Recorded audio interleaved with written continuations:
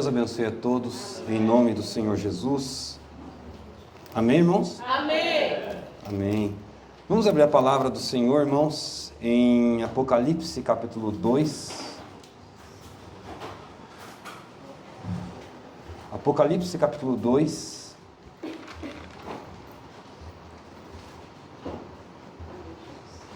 Louvado seja Deus. Aleluia. Santo é o Senhor. Glória a Deus. Aleluia, Amém, Jesus. Senhor. Louvado seja Deus. Santo Apocalipse, capítulo 2, vamos ler do versículo 12 em diante. Aleluia. Amém? Louvado seja Deus. Santo é o Senhor. Glória a Deus. Aleluia, Jesus. Louvado seja Deus. Santo é o Senhor. Glória a Deus. Aleluia, Jesus. Amém? Amém. Vamos ler o que a palavra do Senhor diz. E ao anjo da igreja que está em Pérgamo escreve: isso diz aquele que tem a espada aguda de 2 fios. Eu sei as tuas obras e onde habitas, que é onde está o trono de Satanás. E retens o meu nome e não negaste a minha fé. Ainda nos dias de Antipas, minha fiel testemunha, o qual foi morto entre vós, onde Satanás habita. Mas umas poucas coisas tenho contra ti, porque tens lá os que seguem a doutrina de Balaão, o qual ensinava Balaque a lançar tropeços diante dos filhos de Israel, para que comessem dos sacrifícios da idolatria e se prostituíssem. Assim tens também os que seguem a doutrina dos nicolaítas, o que eu aborreço. Arrepende-te, pois, quando não, em breve virei a ti, e contra eles batalharei com a espada da minha boca. Quem tem ouvidos, ouça o que o Espírito diz às igrejas. Ao que vencer, darei eu a comer do maná escondido, e dar-lhe-ei uma pedra branca. Amém, Senhor. E na pedra um novo nome escrito, o qual ninguém conhece, senão aquele que o recebe. Amém? Amém. Glória a Deus. Senhor Jesus, Aleluia, Senhor. Senhor amado, Pai, neste momento entraremos na Tua Palavra, no estudo da Tua Palavra, meu Deus, e pedimos, Senhor, que o Senhor venha abençoar, Pai amado, esses momentos na Tua presença, Pai, assim como o Senhor já nos tem abençoado durante esses louvores, Senhor, e pedimos, Deus, que o Senhor venha abrir nosso entendimento, para que possamos enxergar a Tua Palavra, enxergar a verdade, Senhor, Pai amado, pois como Pedro muito bem disse, Senhor, não há uma outra verdade não ser o Senhor, meu Senhor amado. Não há outro lugar que poderíamos ir para encontrar as palavras de vida eterna, Senhor. Te pedimos, Senhor, em nome do Senhor Jesus Cristo. Amém.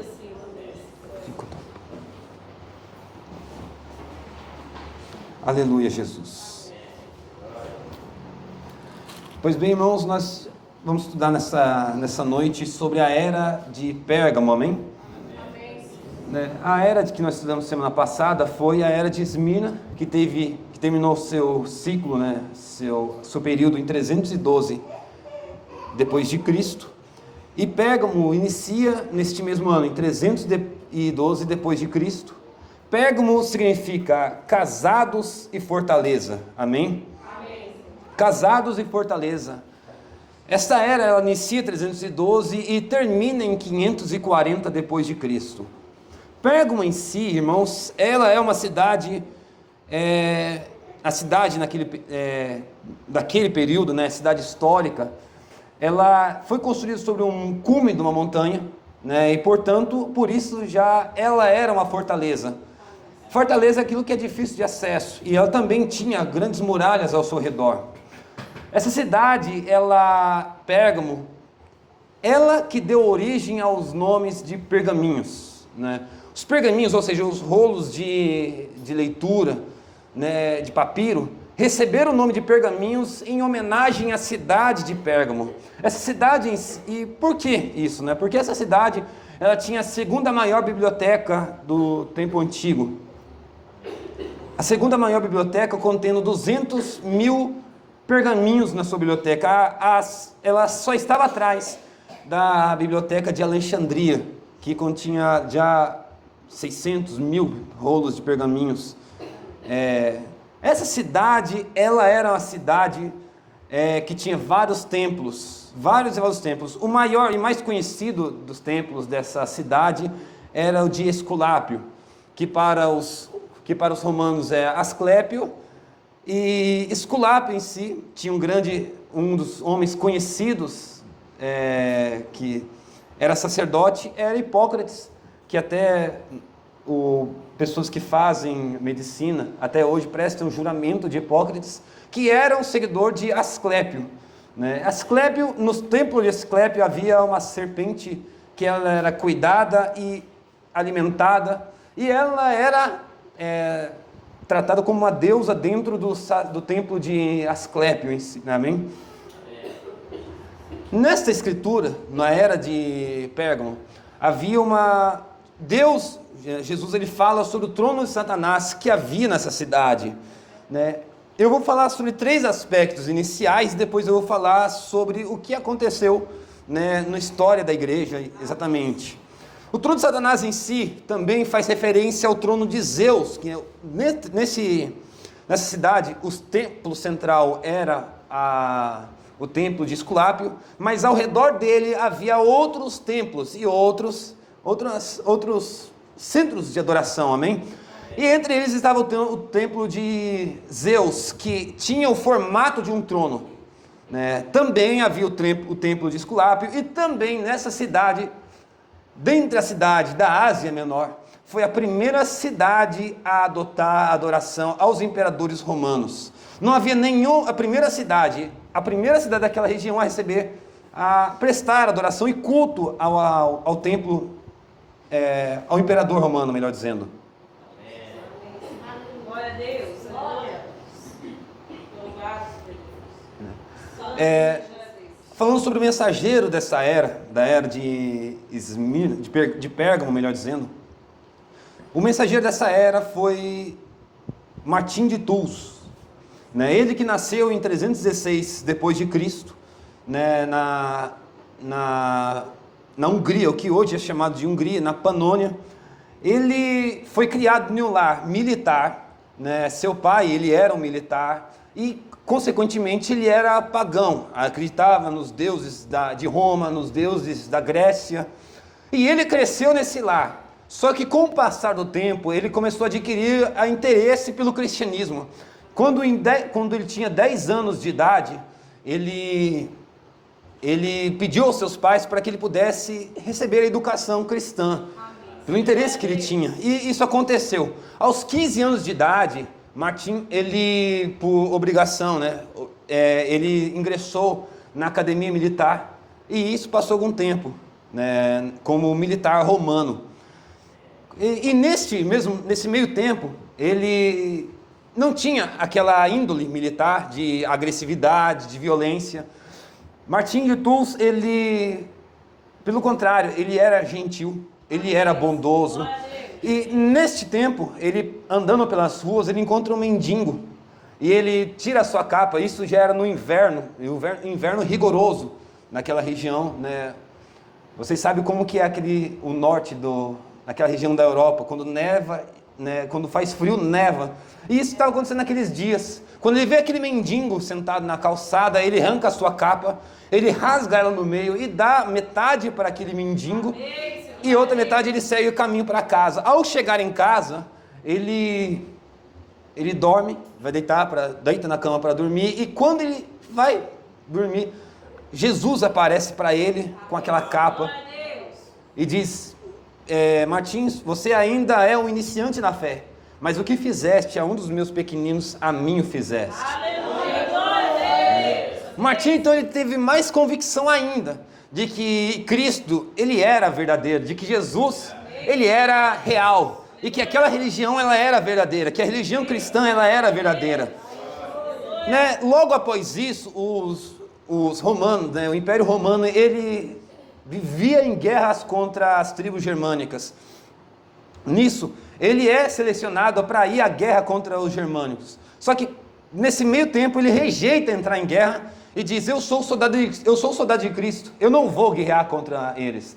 Nisso, o exército tira ele, né, como se fosse um covarde, como se fosse um prisioneiro de guerra, coloca ele, só que de maneira sem explicação. A guerra que iria se iniciar entre Roma e os germânicos, ela acaba instantaneamente. Naquilo, Martim de Tours ele é dispensado do exército. E ele vai até Hilário de Poitiers, que é conhecido como Santo Hilário. Esse Santo Hilário, ele era um pregador ferrenho contra o arianismo. Ele aprende aos pés de Hilário sobre Cristo, sobre o Evangelho, sobre a palavra do Senhor, né? E depois disso, ele sofre perseguição dos arianos, e ele vai para Gália. Ao chegar na Gália, né, Martim de Tours, ele estabelece o primeiro monastério para ensinar a palavra para as pessoas que viviam na Gália. Amém? Isso ele fazia entre pagãos, derrubava altares de ídolos pagãos, de deuses pagãos. Martim de Tours não era um homem parado. Ele era uma pessoa, um homem, um cristão, que ia para aldeias, ia para qualquer lugar onde era necessário pregar a palavra. Ele estava lá para pregar a palavra do Senhor. Nisso, então, a igreja de Tours, né, que hoje é a França, ela perde o seu pastor, bispo.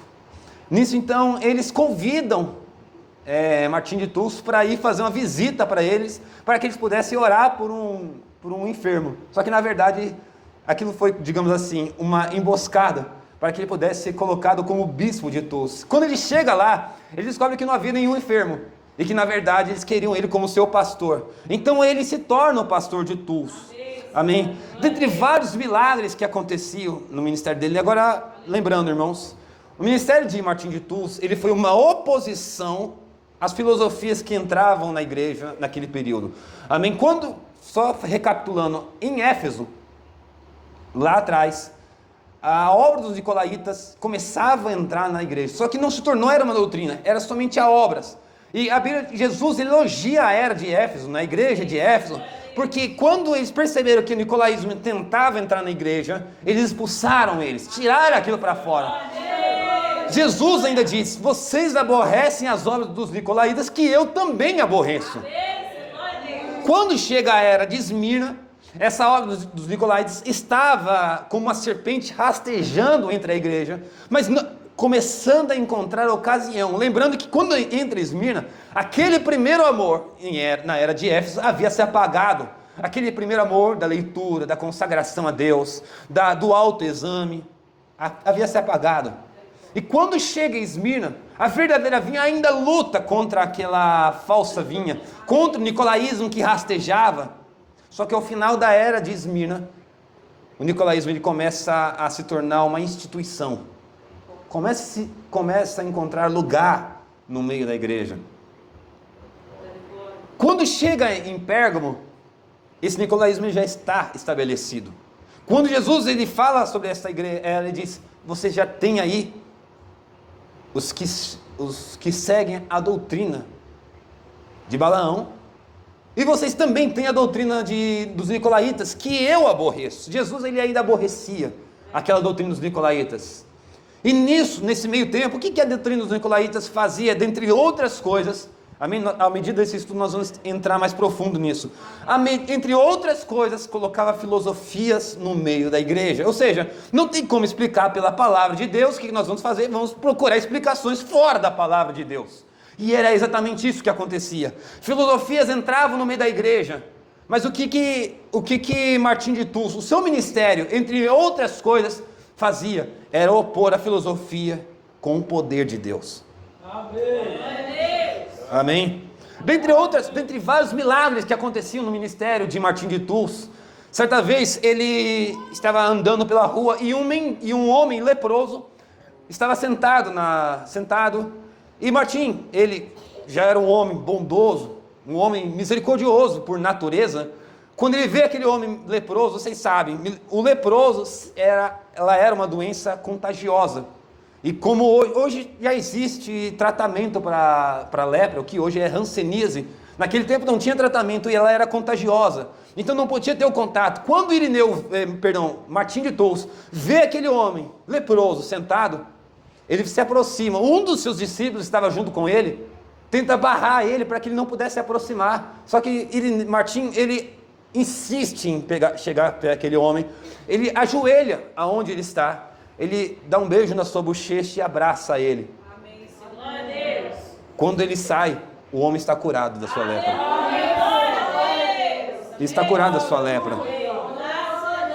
Uma outra coisa que aconteceu, entre várias coisas que Martim de Tours não era um homem apegado a riquezas materiais. Ele não era um homem apegado, enquanto outros clérigos naquele período, eles usavam a influência da igreja para ter seus bens. Martim de Tours não, ele era um homem simples, ele não tinha casa. Segundo a tradição e segundo os escritos daquele período, ele vivia em uma cela de um monastério.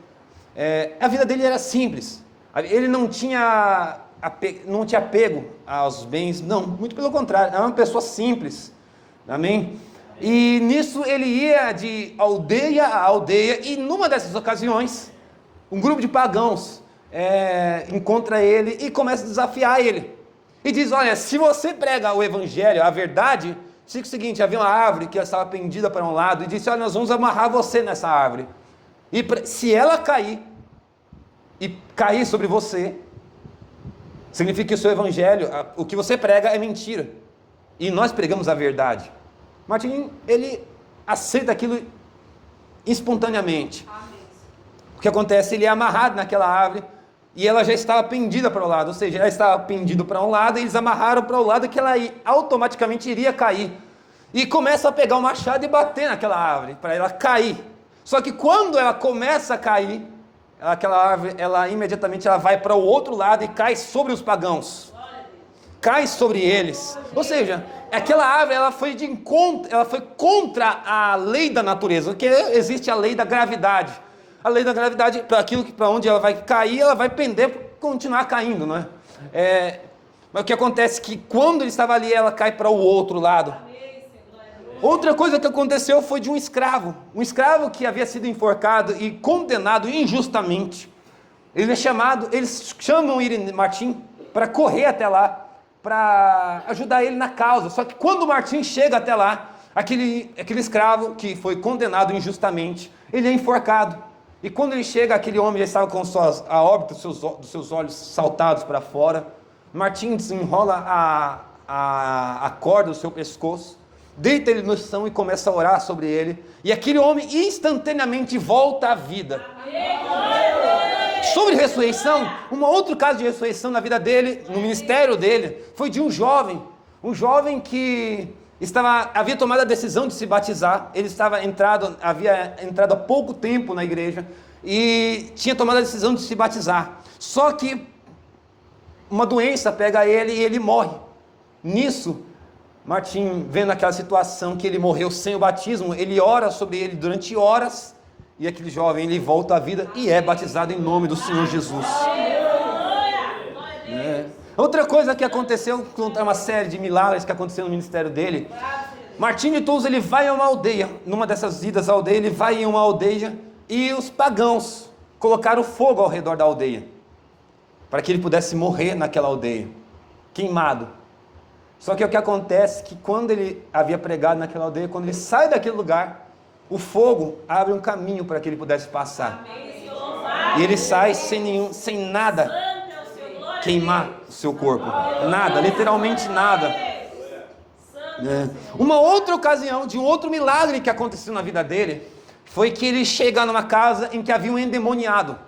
E quando ele chega naquele lugar, o endemoniado, ele começa a gritar somente com a presença dele. Antes que ele pudesse levantar as mãos para repreender o demônio ele começa a gritar e dizer: eu não suporto a presença dele. E somente com a presença de Martim, o demônio sai da vida dele. Sai do endemoniado. Somente com a presença dele. Aleluia, glória a Deus. Glória a Deus. Irmãos, poderia dizer também acerca de uma aldeia que estava tendo uma série de mortes inexplicáveis. Somente quando ele chega lá, ele ora sobre aquela aldeia, a aldeia para de ter mortes. Um mendigo cego chega até Martim de Tours, ora sobre ele e ele recebe a sua visão. novamente. Quando ele vai visitar um imperador que estava perseguindo os cristãos, ele primeiro tenta uma audiência com o imperador. Ele vai até Damasus, que era um bispo naquela cidade. O imperador não queria receber ele, não dava audiência. O bispo, então, ele fecha as portas para ele. No que ele volta para o castelo, para o palácio do imperador, os portões estão fechados. Naquele momento ele começa a orar, os portões se abrem.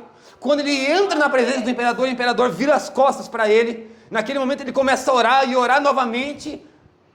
E um fogo começa a pegar no assento do imperador. E ele se coloca de pé e automaticamente ele tem que receber Martim de Tours na presença dele. Ou seja, foi um homem que teve vários sinais na vida dele, vários milagres. No momento em que a filosofia entrava na igreja e o poder de Deus diminuía na falsa vinha, naquela igreja, na vida de Martim de Tours, ele mostrava o poder de Deus numa era em que não havia o poder de Deus. Ou seja, no lugar em que o trono de Satanás habitava, Martim de Tours estava lá para mostrar que Deus, ele ainda é Deus. Amém?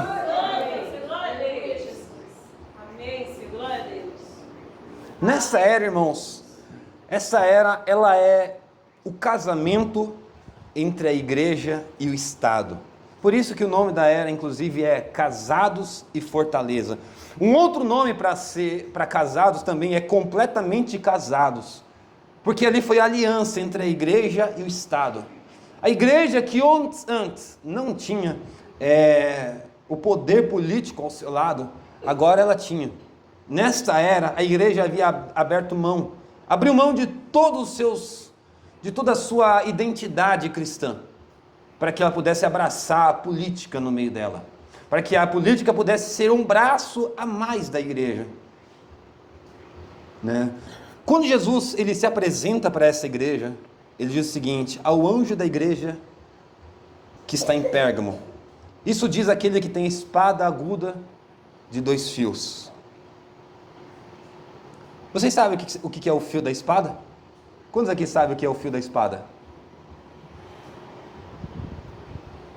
O fio da espada é a parte que corta. O que faz uma espada cortar não é meramente a fiação, não é o fato dela ser espada, mas é que ela tem um fio. E aquele fio, né, ou seja, quando você fala afiar a faca, afiar a espada, é que fica um fio tão fino que você encosta ele num papel, encosta numa carne, seja o que for, e aquilo corta. Quando a Bíblia diz que Jesus, ele tinha a espada aguda de 2 fios, significa que ele tinha 2 cortes. Ou seja, lá atrás, o escritor de Hebreus, ele fala o seguinte: a palavra de Deus, ela é afiada, e mais afiada do que uma espada de 2 gumes, que penetra a divisão da alma e do espírito até juntas e medulas, e ela é apta para discernir as intenções do coração. Lembre-se, irmãos, a palavra de Deus, ela consola, ela conforta, mas a palavra, ela também corta.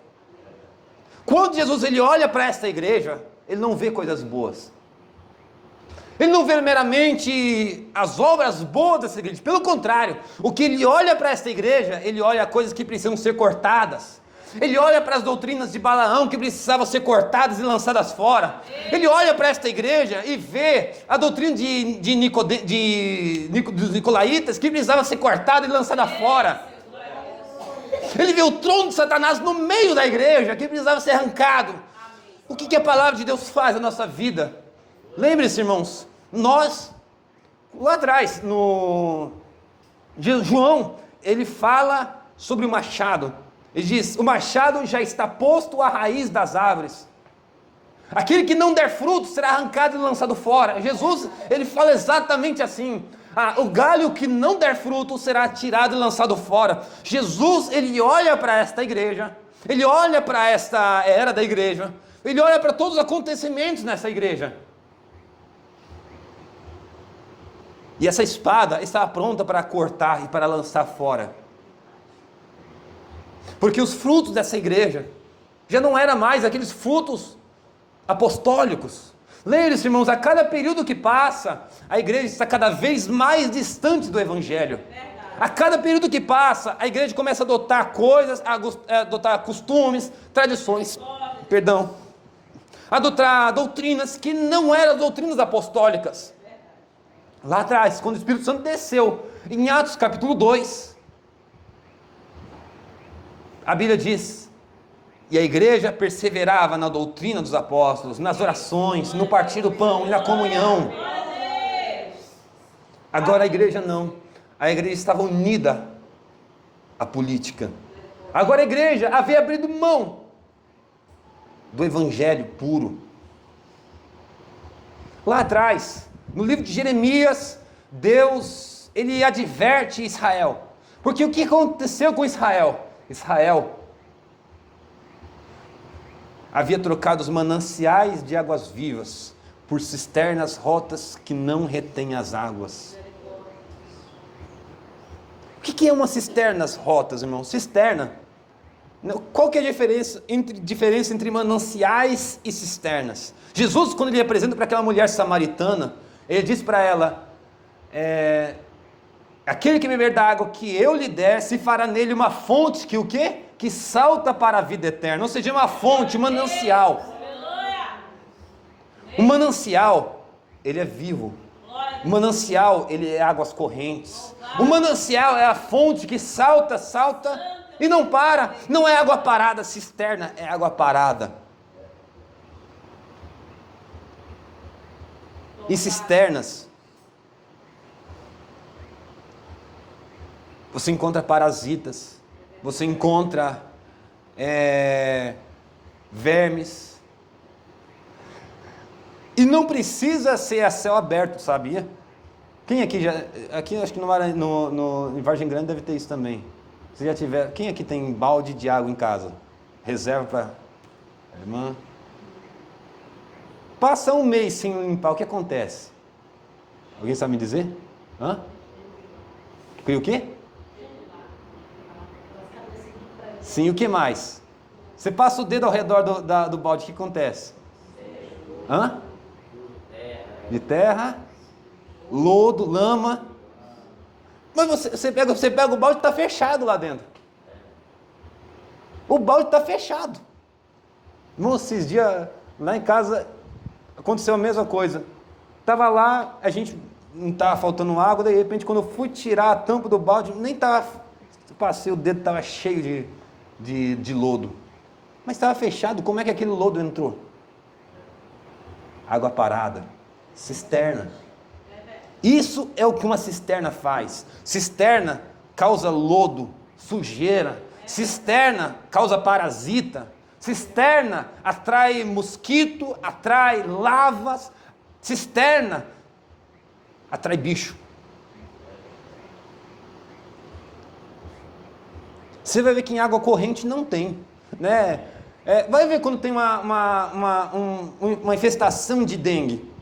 Dengue não dá em água corrente. Dengue dá onde? Em água parada. Né? Vai aqueles agentes de endemias na sua casa, eles vão ver onde tem balde com água. Os vasos de planta, se tem água parada lá, ele pega o pozinho e joga lá lá para matar se tiver. Porque água parada dá bicho.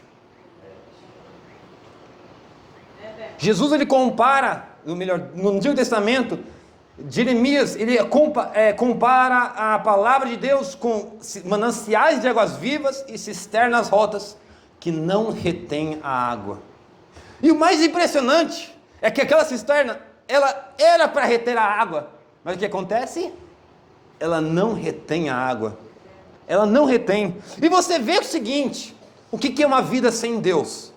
Você pode ir para qualquer lugar, mas parece que aquela alegria nunca fica no seu coração. É verdade. Você vai para as amizades, mas parece que aquilo dá um momento de alegria, mas de repente você percebe que aquela alegria não fica lá. Por quê? Porque é cisternas que não retêm as águas. Você vê os jogos, mas parece que aquilo é um momento de êxtase.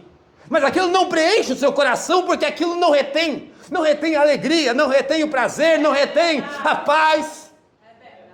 A pessoa, sabe, tem briga em casa, e o que o homem faz? Vai para o bar beber, vai pegar latinha de cerveja, vai pegar o cigarro, mas aquilo não vai resolver o seu problema, porque aquilo é uma cisterna que não retém a água. A única coisa que vai trazer vida para o seu coração é os mananciais de Deus, é os mananciais de águas vivas.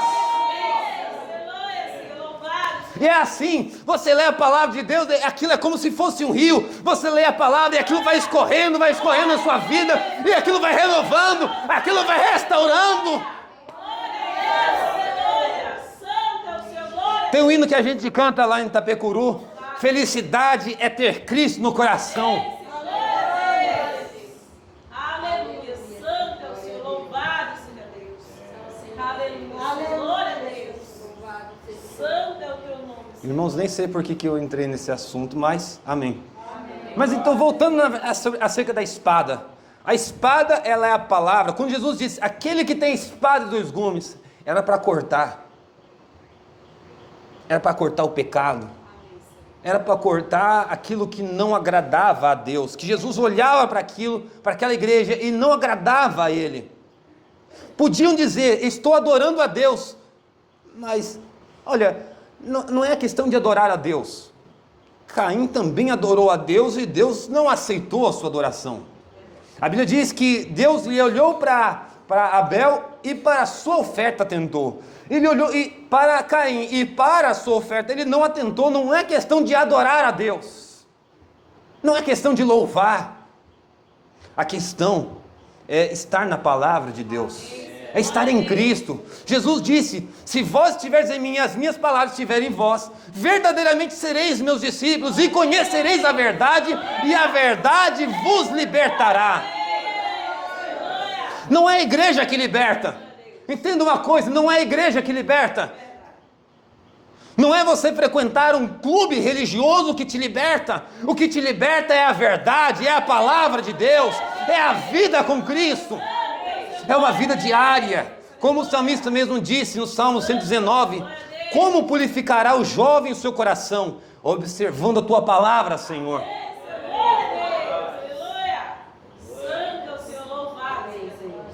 Mas o que é a palavra? A palavra, ela é um pensamento expresso. Antes que você fale, aquilo estava na sua mente. O que Jesus trouxe? Ele trouxe os pensamentos que estavam escondidos na mente de Deus. Aqueles pensamentos, sabe, tudo que Deus pensou, Jesus ele era. Ele era. Tudo que Deus planejou, Jesus ele era. Ele era os pensamentos de Deus expressados. Aliás, tudo que foi feito por meio de Cristo. Deus pensou e Cristo criou.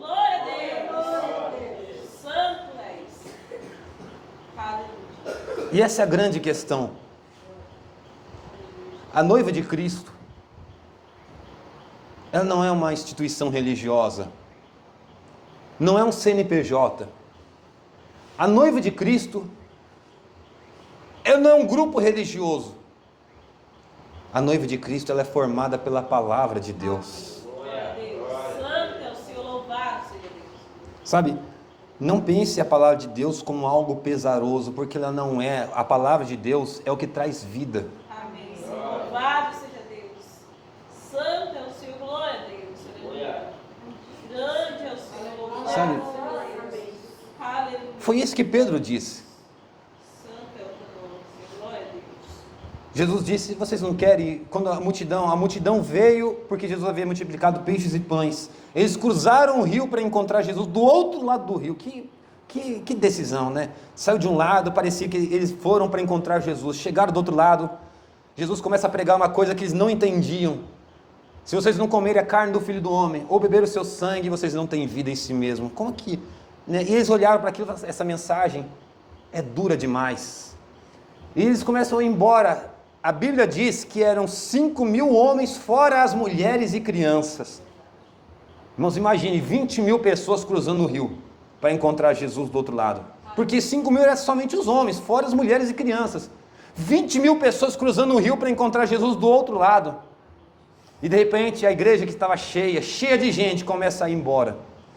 Pedro começa a olhar para aquelas pessoas indo embora e diz: Senhor, e Jesus disse: vocês não querem ir junto com eles?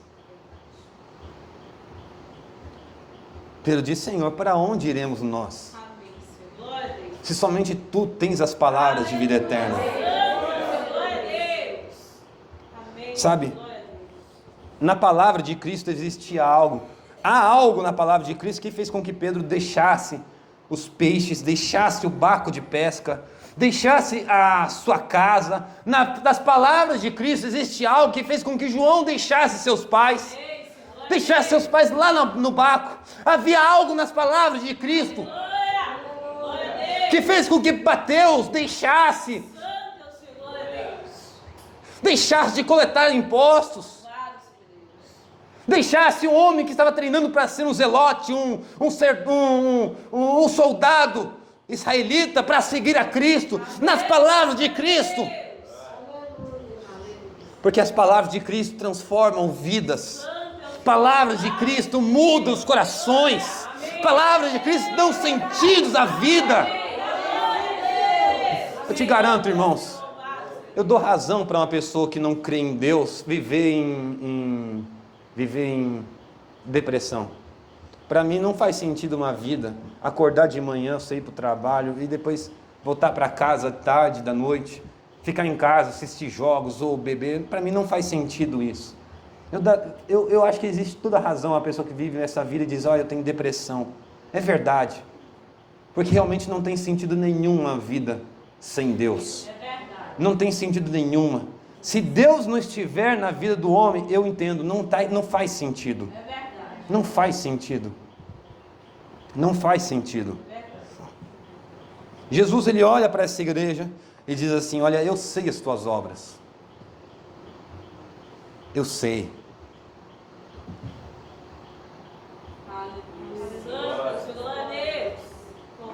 Essas palavras, irmãos, elas acompanham em cada uma das 7 eras da igreja. Exceto Laodiceia.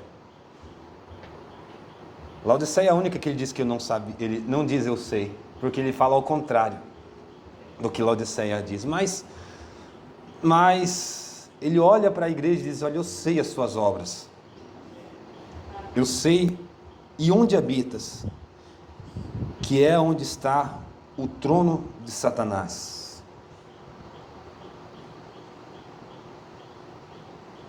Louvado seja Deus. Santo é o Senhor. Glória a Deus.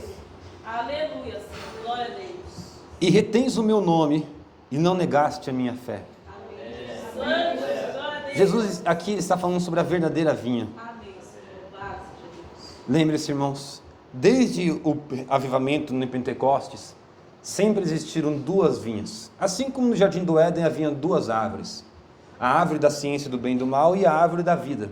Amém, Senhor. Glória a Deus. É uma ramificação. Em todo o avivamento existe 2 sementes: a semente verdadeira e a semente falsa. Existe a semente verdadeira e a semente híbrida. Existe o trigo e existe o joio. Só que a diferença é que a verdadeira vinha, ou melhor, a semente verdadeira, ela tem vida. Amém, Senhor. Glória a Deus. Você pega uma semente de milho híbrida, ele não planta, ele não dá vida. Ele não dá vida. Ele vai terminar ali porque ele não tem vida. Agora, a semente verdadeira, ela sempre produzirá vida. Amém. Sempre. Glória a Deus. Porque ela tem vida em si mesma. Mas Jesus, ele olha e diz assim: olha, retens o meu nome. Aqui, nesta era da igreja, começa a surgir a primeira vez o batismo agora em títulos de Pai, Filho e Espírito Santo. A verdadeira vinha, ela retinha o nome de Cristo. Veja bem, de quem era o nome que a igreja verdadeira ela retinha? O nome de quem? Pode falar mais alto, irmãos. O nome de quem? De Cristo, o nome do Senhor Jesus Cristo. Quem está falando com a igreja é o Senhor Jesus Cristo. Nesta era, eles retinham o nome do Senhor Jesus. Eles não tinham o Pai, Filho e Espírito Santo. Não é essa a doutrina. Nesta era, a verdadeira vinha não tinha o batismo em títulos de Pai, Filho e Espírito Santo. Nesta, a verdadeira vinha, ela batizava em nome do Senhor Jesus Cristo.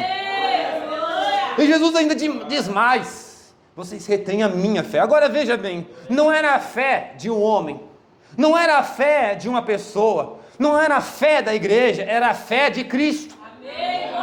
Eles retinham a fé do Senhor Jesus Cristo. Lembre-se, irmãos, é exatamente isso que Paulo pregou. Paulo não pregou a revelação que ele tinha. Não era a revelação que ele disse: olha, eu li a palavra e eu entendi isso. Não, não era isso. O que Paulo pregou era o que ele recebeu por revelação do Senhor Jesus Cristo. Era a revelação de Jesus Cristo. Era a fé de Cristo. A verdadeira vinha, irmãos, ela não tem uma revelação nova. A verdadeira vinha, ela prega o que Cristo pregou. Por isso que em cada era da igreja diz: quem tem ouvidos ouça o que o Espírito diz às igrejas. Não é o que um pastor diz, não é o que um religioso diz, não é o que um bispo diz, é o que Jesus diz, é o que o Espírito diz.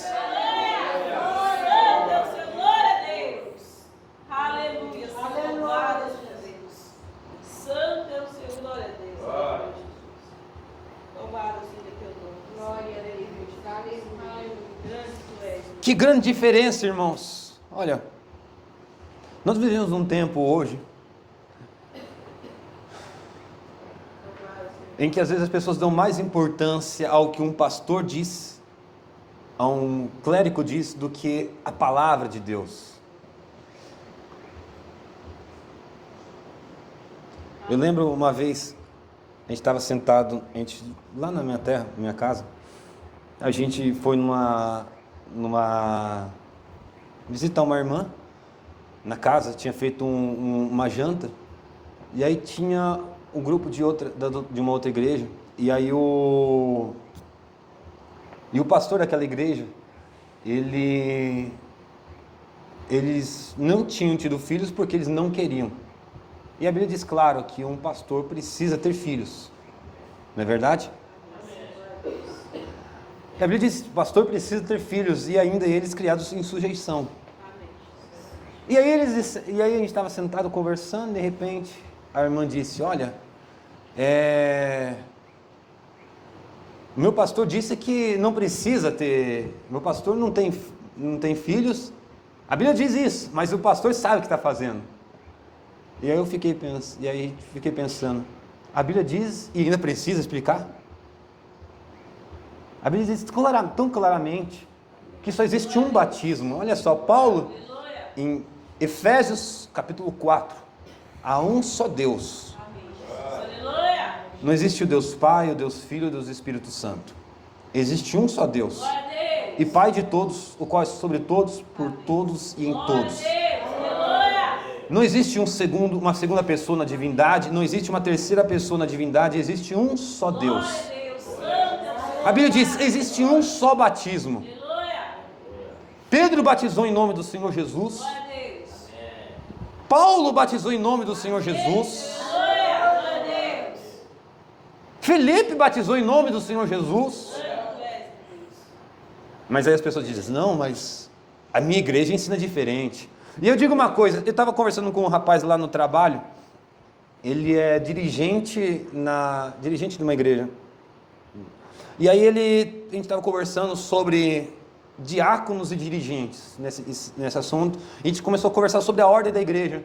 E ele começou a dizer: não, cada igreja tem as suas regras. Aí eu falei assim: mas o mais importante é a gente estar na palavra, não é? É isso que conta. Não é a gente, não é questão a igreja dizer, é a palavra dizer. Sabe, irmãos? Porque existe uma coisa, entenda, quando você se encontrar com Deus, Deus não vai pedir explicação o que o seu pastor disse. Não é o que a igreja disse. Nós não seremos julgados pela igreja, seremos julgados pela palavra de Deus. Paulo disse: o mundo será julgado pelo meu evangelho. Será julgado pelo meu evangelho. E que autoridade Paulo tinha para dizer isso, hein? Que autoridade Paulo tinha para dizer uma coisa dessas? Louvado seja Deus. Santo é o Senhor, glória a Deus. Amém, Jesus. Louvado seja teu nome, Senhor. Lembre-se, irmãos, precisamos estar na palavra de Deus. Amém, glória a Deus. Precisamos estar na palavra de Deus. Aleluia. Santo é o Senhor, glória a Deus. Louvado seja Deus. Amém, Jesus, glória a Deus. Aleluia. Louvado. E continua dizendo, ó, não negaste a minha fé. Amém, Jesus. Ainda nos dias de Antipas, minha fiel testemunha, o qual foi morto entre vós, onde Satanás habita. Antipas, irmãos, ele foi o primeiro bispo, o primeiro pastor na cidade de Pérgamo. O primeiro pastor. Antipas, Jesus disse, a minha fiel testemunha. Antes de tudo, Antipas não tem muitos registros sobre Antipas. São poucos registros que falam sobre Antipas. Pouquíssimos mesmo. A gente nem sequer sabe em que ano ele viveu. O mais provável é que ele tenha vivido entre 60 depois de Cristo até os anos 94 depois de Cristo, mais ou menos essa data. O mais possível foi que ele foi morto, né, no ano de 92 depois de Cristo. Antipas, Jesus disse, a minha fiel testemunha. Sabe o que mais me impressiona nisso? Jesus, ele se chama fiel testemunha. Glória a Deus. Aleluia. Ele disse, eu sou a fiel testemunha. Quando ele fala sobre Antipas, ele fala a mesmo nome que ele dá a si mesmo, ele dá a Antipas, fiel testemunha. Glória a Deus. Aleluia. O que é uma testemunha, irmãos? Testemunha, imagine alguém que está sendo julgado. Alguém que está sendo julgado. E existe o promotor, que é para condenar aquela pessoa. Existe o juiz que está julgando a causa. E existem as testemunhas que vão dizer sobre aquela pessoa que está sendo réu, que é réu. Lembre-se, irmãos, Jesus, durante todo o tempo, ele sempre é julgado pelo mundo. E eu digo mais, os movimentos políticos que existem hoje, os movimentos que acontecem nos dias atuais, são para condenar Cristo e condenar a palavra de Deus. Você já pensou por que hoje feministas, eles são contra o Evangelho, mas apoiam o Hamas? O Hamas que mata mulheres, que não permite que mulheres tenham profissão, que tenham um negócio. Ou porque homossexuais falam contra a religião, mas apoiam o Hamas que mata homossexuais. Você já pararam para pensar como que isso pode se encaixar? Isso não se encaixa. Não encaixa. E eu nem estou falando sobre a ideologia homossexual e a ideologia feminista. Não estou falando sobre isso. Eu estou falando porque é o seguinte, os pensamentos iguais andam em pares. Ou seja, não tem como pessoas que uma mata a outra andar em junto. Aves só vão com aves da mesma plumagem. O que eu quero dizer? Eles se aliam àqueles que se opõem a Cristo. No Salmos capítulo 2, o salmista ele escreve sobre isso, dizendo que, ele escreve o seguinte, eu vou ler aqui rapidamente, irmãos. Glória a Deus. Aleluia. Eu vou ler rapidamente isso, é uma escritura bem fácil de encontrar. Louvado seja Deus. Aleluia. O Salmos capítulo 2, Amém, Jesus. não precisa abrir não, irmãos. Amém? Amém. Diz assim, olha, porque se amotinam as nações e os povos imaginam coisas vãs. Os reis da terra se levantam e os príncipes se mancomunam. Mancomunar é planejar coisas, irmãos. Mancomunam contra o Senhor e contra o ungido. Rompamos as suas ataduras e sacudamos de nós as suas cordas. Para que serve uma corda? É para você ligar. No livro de Oséias, Deus diz, eis que eu atrairei para mim. Eis que eu a atrairei para mim. Atrairei para o deserto e ali lhe falarei ao coração. Aleluia. Glória a Deus. As cordas de Cristo são os que nos ligam a Ele. Glória a Deus. Sabe? A moral, a ética, Louvado seja Deus. Santo é o Senhor. o respeito. O temor. A Bíblia diz, o temor do Senhor é o princípio da sabedoria. Ou seja, qualquer pessoa, para ser minimamente sábia, segundo a palavra de Deus, ela precisa ter o temor de Deus. É o primeiro passo para ter sabedoria. É o temor. É o respeito. Amém, Senhor. Glória a Deus. Louvado seja Deus. Santo é o Senhor. Glória a Deus. O que ligava aqueles reis, os povos e os príncipes a Deus, o que eles faziam? Sacudamos de nós suas cordas e rompamos-nas das nossas vidas. É exatamente isso, irmãos, que acontece no mundo atual. O mundo, ele respira por aparelhos. Lá no trabalho a gente fala bastante sobre política. Lá tem de tudo. Tem bolsonarista, tem lulista, tem quem é contra o Lula e quem é contra o Bolsonaro. Tem de tudo. Tem de tudo lá. E a gente fala bastante sobre política. E uma coisa que é certa: ninguém tem certeza de melhoras. Ninguém tem certeza de melhoras. É verdade. Você vai falar de qualquer lado, existe roubo, existe escândalo. Qualquer lado que você for, vai ter escândalo. Qualquer pessoa, agora, qualquer lado. Onde você for, vai ter escândalo. O pessoal vai falar assim, não, a política vai melhorar. Não vai melhorar. O Brasil vai caminhar para melhor. Não vai caminhar para melhor. O mundo vai se tornar um mundo melhor. Não vai se tornar um mundo melhor. Sabe quando o mundo vai se tornar melhor? Quando Jesus tacar fogo nesse mundo e transformar em novos céus e nova terra. Até lá, vai ter pessoas que se aproveitam da simplicidade dos outros. Até lá, vai ter pessoas que vão ter narrativas para ganhar votos. Vai ter sempre isso, sempre. Sempre vai ter isso.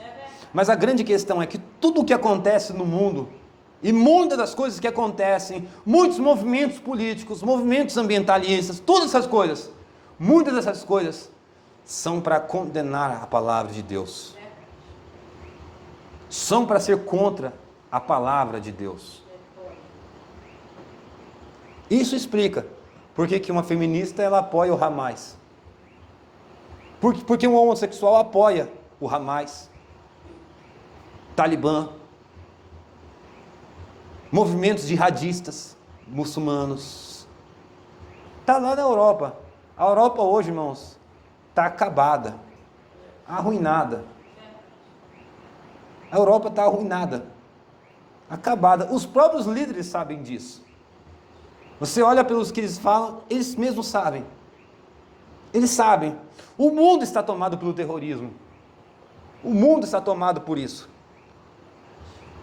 Mas o que é isso? Por que essas coisas acontecem? É para sacudir as cordas de Deus. Para que eles possam se separar de Deus. A única coisa que ligava eles, sabe? A moral, a ética, o respeito, o que ligava o mundo a Deus. Eles fazem de tudo para romper isso. Por isso eu te digo, irmãos, olha, não existe casamento sem respeito, não existe casamento sem respeito mútuo, não existe nação que vai existir sem respeito, sem ética, sem moral, não existe isso. Jesus disse, se o reino está dividido, ele vai destruir, ele vai se acabar, o lar que está dividido vão se separar. Precisa ter uma coisa que une eles. Existe uma coisa que une o mundo, que é estar contra Deus.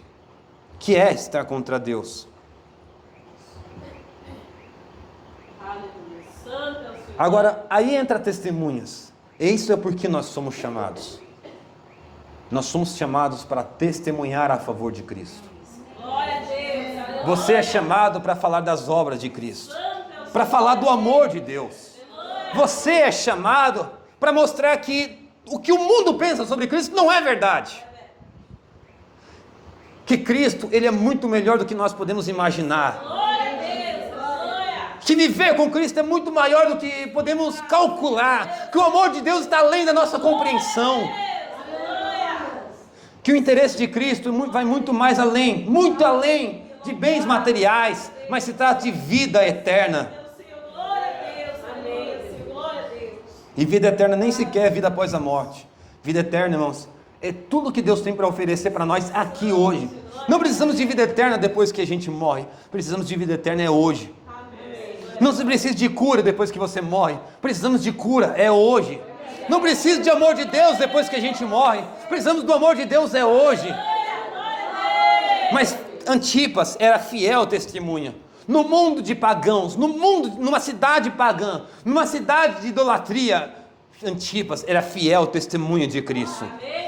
Mesmo a prova da sua morte, mesmo a morte, mesmo diante da morte, Antipas foi chamado para recusar a Cristo, diante de praça pública. Antipas disse: eu não vou negar a Cristo. Eu não vou negar a Cristo. Antipas ele foi colocado dentro de um bezerro de ouro, que era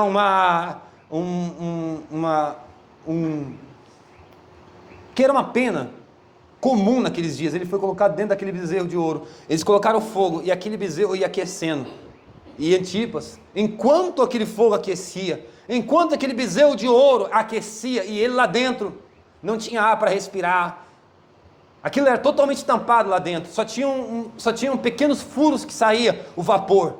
Antipas glorificava a Deus, orava e confessava a Deus lá dentro daquele bezerro, e intercedia por aqueles que matavam ele dentro daquele bezerro.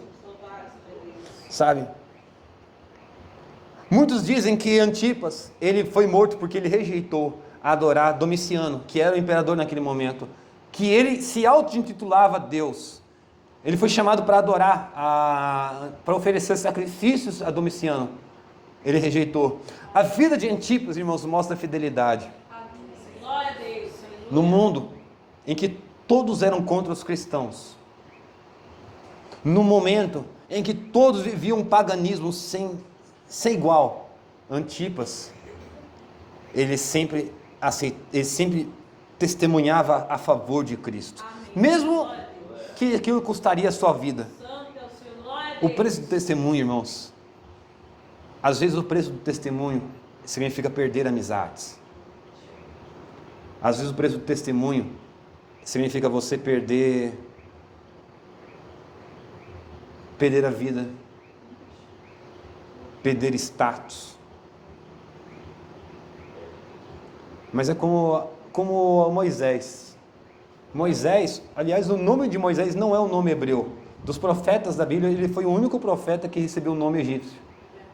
O nome de Moisés é um nome egípcio. Ele foi chamado, quando a filha de Faraó tomou ele, foi para ele ser o próprio faraó, o próximo faraó. Por isso que o nome de Moisés tem a mesma terminologia que Ramsés e outros faraós naquele período. O período de Moisés é esse, de Ramsés, e aí outros que agora não me foge o nome. Moisés, a Bíblia diz, ele recusou ser chamado filho da filha de Faraó. Rejeitou os bens terrenos, esperando por uma glória melhor. Glória a Deus. Glória. Santo é o Senhor, louvado seja Deus. É isso que um cristão faz. Amém, Jesus. Aleluia. Louvado seja Deus. Santo é o Senhor. Aleluia. Louvado seja Deus. Amém, Jesus. Aleluia. Santo tu és. Glória a Deus. Agora, irmãos, eu vou entrar na questão do trono de Satanás. Vou colocar aqui de lado um pouquinho, para mim olhar melhor as anotações.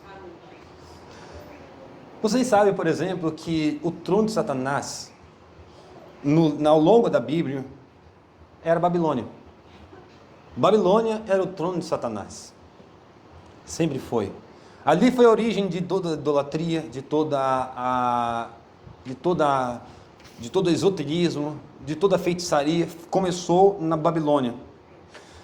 E os estudiosos mais antigos, eles afirmam que antigamente só existia um Deus em toda a terra. Só existia um único Deus em toda a terra.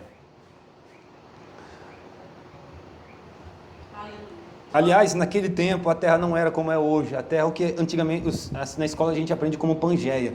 Então, havia um único Deus em toda a terra. Um único Deus. E todos os povos da terra adoravam um único Deus. Todos. E eles tinham um único Deus, só isso. Quando, após o dilúvio, surge um personagem chamado Nimrod. Esse Nimrod, ele tinha um objetivo, que era construir um reino e fazer o nome, 3 coisas: fazer uma nação, estabelecer uma religião, estabelecer um nome na terra. Nimrod é conhecido como o caçador diante de Deus, um poderoso homem diante de Deus. Só que na verdade ele não era um servo de Deus. O que acontece de verdade é que Nimrod, ele tomava pessoas para que elas pudessem construir o seu reino. Ele usurpava da confiança, tomava pessoas para que elas pudessem, como escravas literalmente, para que elas pudessem construir a sua torre de Babel. O que havia acontecido antes disso era o dilúvio. E a Bíblia diz que o dilúvio cobria todas as montanhas da terra. Todas as montanhas ficavam debaixo da água. Qual que era o objetivo de... Perdão, irmãos. Qual que era o objetivo de Nimrod? Construir uma montanha, uma pirâmide tão alta,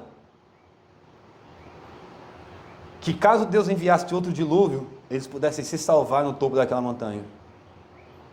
Então eles começaram a construir aquela pirâmide. A Torre de Babel.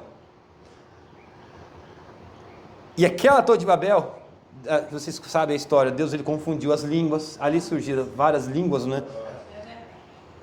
E ali ele estabeleceu uma religião. Ali pela primeira vez, segundo os estudiosos, surgiram a primeira vez a Trindade. Trindade, ela tem a sua raiz como tríade, que é 3 deuses, ou um panteão firmado em 3 deuses principais, certo? Nisso, agora entenda uma coisa, irmãos, toda a ciência, toda a sabedoria e a religião começou em Babel, ou Babilônia, que futuramente seria Babilônia. Babilônia na Bíblia tem vários nomes, Sinar, Babel, Bel, Babilônia, são vários nomes que têm o reino da Babilônia. E a religião começou lá, e a ciência, a astrologia começou lá. Aquilo que estava na Babilônia, os egípcios herdaram. O que estava com os egípcios, os gregos herdaram. O que estava com os gregos, os romanos herdaram. Então aquilo foi passando de geração, de reino após reino. Quando o reino conquistava, eles absorviam aquela religião, absorviam os costumes e assim por diante. Ia passando de um povo para outro. Isso é certo. No livro de Romanos, capítulo 1, versículo 21, como base que Paulo fala, Paulo diz o seguinte: porque tendo conhecido a Deus, não o glorificaram como Deus, nem lhe deram graças, antes em seus discursos se desvaneceram, e o seu coração insensato se obscureceu. Dizendo-se sábios, tornaram-se loucos, mudaram a glória do Deus incorruptível, em semelhança da imagem do homem corruptível, e de aves, e de quadrúpedes, e de répteis. Pelo que Deus também entregou as concupiscências do seu coração, a imundícia, para desonrarem o seu corpo entre si. Pois mudaram a verdade de Deus em mentira, e honraram e serviram mais a criatura do que o Criador, que é bendito eternamente. Amém. Ou seja, o que aconteceu? Ao longo do tempo, e isso começou em Babel, eles começaram a pegar imagens de répteis, imagens de homens, e transformaram aquilo em seus deuses, e adoraram muito mais a criatura do que o Criador. E isso, irmão, Satanás fez para perverter a verdade. Satanás ele entrou no meio da religião para perverter a verdade em mentira. E os homens, o que a Bíblia chama de desvaneio do seu coração, aceitaram isso. Aceitaram esse desvaneio, aceitaram que Satanás pervertesse tudo isso por meio da religião, por meio do paganismo. E aí surge o paganismo, melhor dizendo, as idolatrias, surgem todas as obras de feitiçaria, assim por diante. E com o passar do tempo, Nimrod ele estabelece o reino de Babel, ou Bel. Só que o que acontece? Quando Nimrod ele morre, sua mãe, que era Semiramis para os gregos, ela deifica, ou seja, ela torna Nimrod divino. E Nimrod passa a ser adorado como um deus. Nimrod passa a ser adorado como um deus, então. Só que com o passar do tempo, Cão, né? Nessa religião, Nimrod, Cusi, que é cão, e Semiramis, que se torna a trindade. A mãe, o pai e o filho. Com o passar do tempo, a mãe, ela passa a ter maior autoridade, ou seja, ela passa a receber mais adoração do que o pai e do que o filho. Semiramis começa a receber mais adoração do que nesse panteão do que os demais deuses, né? Semiramis e vários outros nomes que eles têm, né? Nimrod, ele tem outros nomes em si, que é Ninos, Hermes, que é o mensageiro dos deuses, Mercúrio, que também é mensageiro dos deuses, Bel, Janus, que Janus em si, ele tem duas faces, e na tradição dos gregos ele tinha um cajado, e com ele ele carregava mentira entre os povos. O que acontece é, com o passar do tempo, a mulher, ela passa a ser mais adorada do que os demais deuses. Parando por aqui.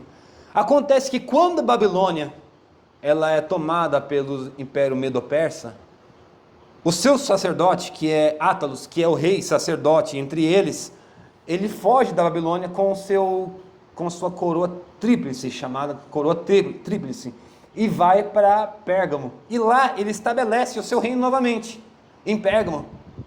E passa algum tempo e essa religião ela frutifica, floresce em Pérgamo. Amém? Vou parar por aqui para continuar sobre a outra história agora. Glória a Deus. Louvado seja Deus. Amém. Santo é o Senhor. Glória a Deus. Aleluia. Louvado seja teu nome, Senhor. Quando o Espírito Santo desceu em Atos capítulo 2, Amém. ali a igreja ela foi estabelecida, né? Apóstolos, profetas, Glória a Deus. e entre várias outras coisas. Aleluia. Nisso, existem dois homens que vão para Roma, que é Júnior e Andrônico. Eles vão para Roma e estabelecem em Roma a igreja. Lá eles estabelecem a igreja, só que o que acontece é, na década de 40 depois de Cristo, o imperador César, por divisões entre os judeus, ele expulsa os judeus de Roma. O que acontece é que a igreja em Roma, ela fica sem uma liderança, sem um pastor. Então as pessoas que ficaram lá, que eram literalmente neófitos, começam a ensinar a palavra de Deus para eles. O que acontece é que Júnior e Andrônica vão embora. Eles passam 13 anos sem ir a Roma. Nesse período eles voltam, depois de 13 anos, em 54 depois de Cristo, eles voltam para Roma. Só que ao voltar para Roma, eles encontram lá todo o paganismo dentro da igreja em Roma. Dentro da igreja em Roma. A primeira igreja que foi estabelecida em Roma. Nisso eles encontram o altar de ídolos, imagens e várias outras coisas, incensos, tudo aquilo que havia em templos pagãos, eles encontram na igreja em Roma. E esta igreja em si, ela é a igreja católica apostólica romana. Esta mesma igreja, nos anos de Policarpo, que viveu no período de Esmirna, ele vai até Roma e encontra lá Aniceto, que nesse período já tinha estátuas dos apóstolos, imagem dos apóstolos, que eles adoravam na igreja em si. Policarpo, ele vai até Roma e pede para que a igreja pudesse voltar à raiz daquilo que foi ensinado. Só que eles rejeitam voltar às raízes, continuam com a idolatria dos apóstolos. E quando ele volta para a sua cidade, Policarpo, para Esmirna, quando ele volta para Esmirna, dentro do seu coração, a igreja, o Espírito Santo fala para ele: Policarpo se casou com os seus ídolos, deixai-o. E aqui, irmãos, Glória a Deus. Louvado seja Deus. Santo é o Senhor. né, inclusive, às vezes os católicos dizem o seguinte, que eles não adoram Maria. De fato, eles adoram Maria. Eles adoram Maria e adoram vários outros santos que existem na igreja. Isso, biblicamente, é completamente errado. Biblicamente, isso é errado. não existe margem para ter idolatria, não existe intercessão de Maria, não existe, Maria não é santa. Esses dias, estava conversando com um rapaz lá no trabalho, e assim, a gente estava até brincando lá, e aí o irmão até falou assim, rapaz, não sei o que lá, Ave Maria. E eu falei, rapaz, diga isso não, o irmão da igreja.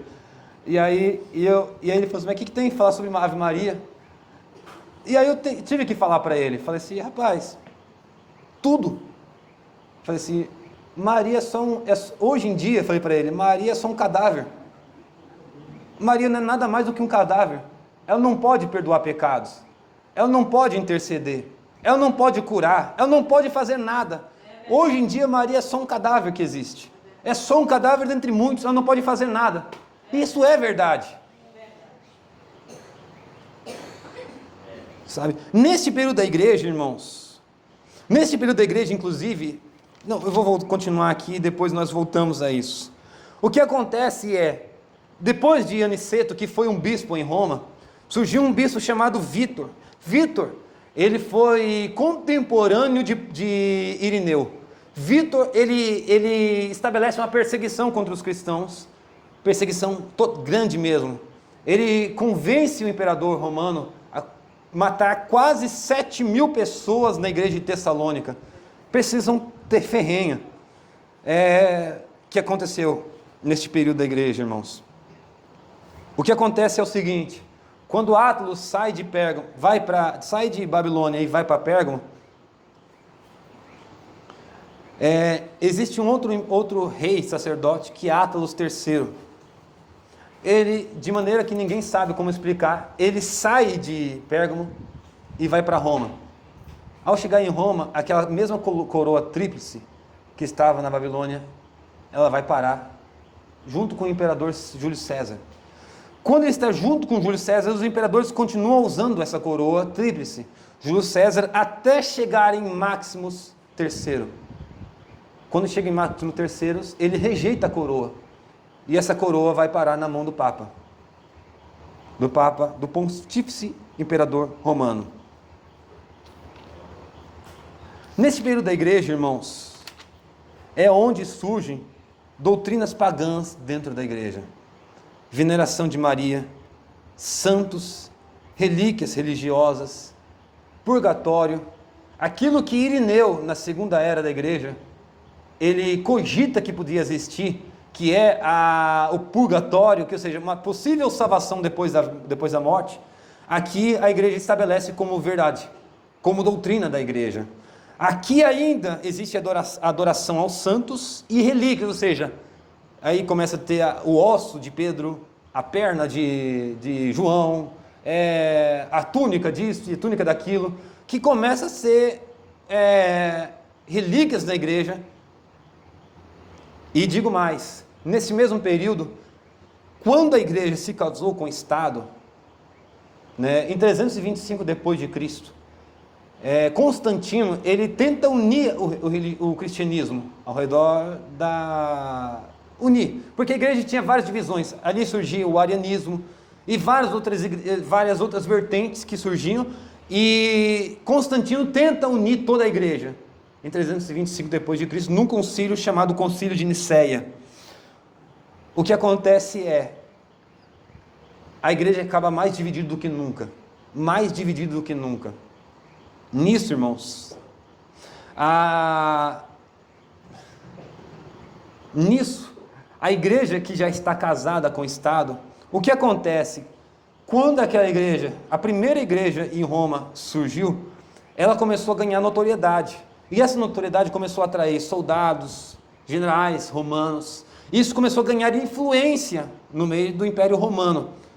Com o passar do tempo, quando a igreja se casou com o Estado, ela começou a perseguir aqueles que se opunham a ela.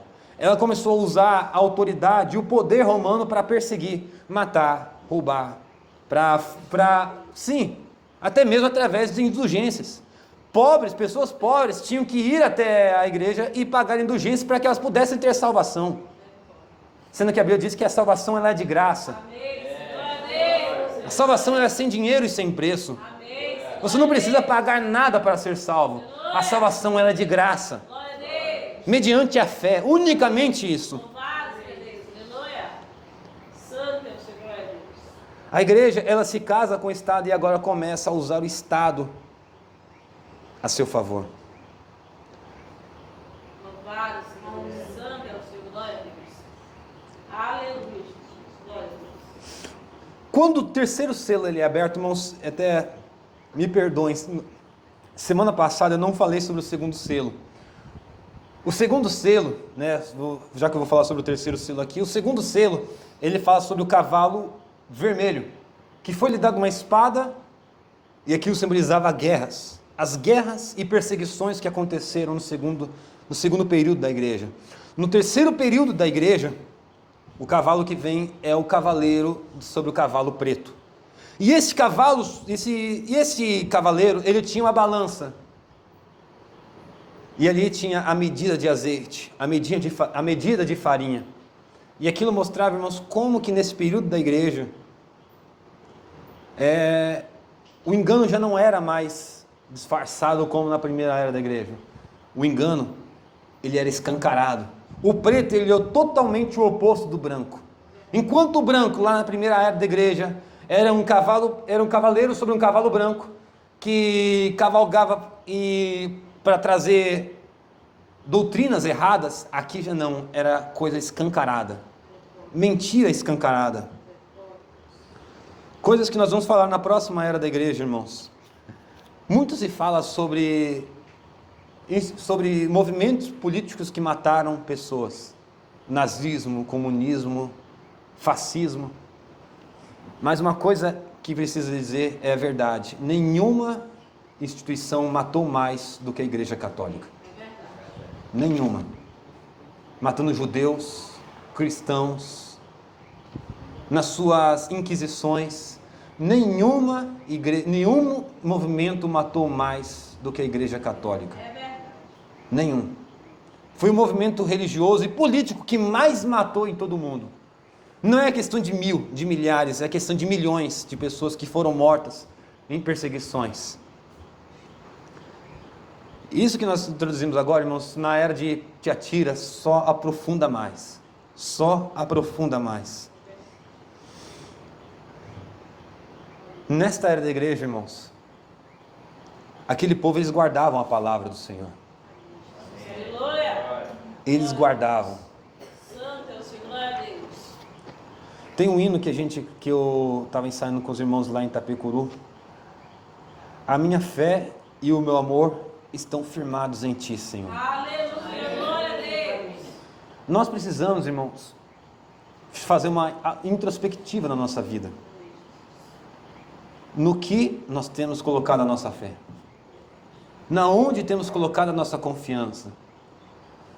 É no que a igreja diz? É no que um homem diz? Temos colocado a nossa fé em um homem? Porque às vezes se um homem falha, e ele pode falhar,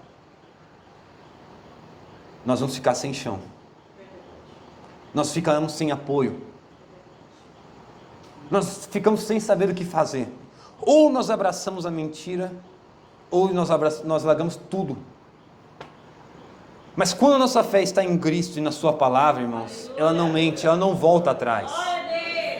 Aquela igreja, ela guardava a palavra. Ela não estava baseada meramente em tradição. Não era o que alguém disse, era o que Deus disse. Isso foi diferencial daquele povo ao longo daquela verdadeira vinha. Ao longo de todas as eras, a verdadeira vinha se agarrava à palavra de Deus. Às vezes ela não tinha total revelação, mas uma coisa é certa, ela estava com aquilo que ela tinha. Aquilo que o Espírito Santo guiava ela estava firmada naquilo. Amém, irmãos? Vamos nos pôr de pé e fazer uma oração.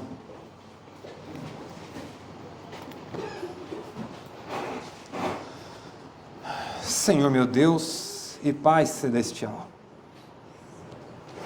eu oro, Pai amado, neste momento, que o Senhor venha ajudar a cada um de nós, meu Deus. Pai amado, oramos que o Senhor venha nos guiar na Tua verdade, na Tua palavra, meu Pai.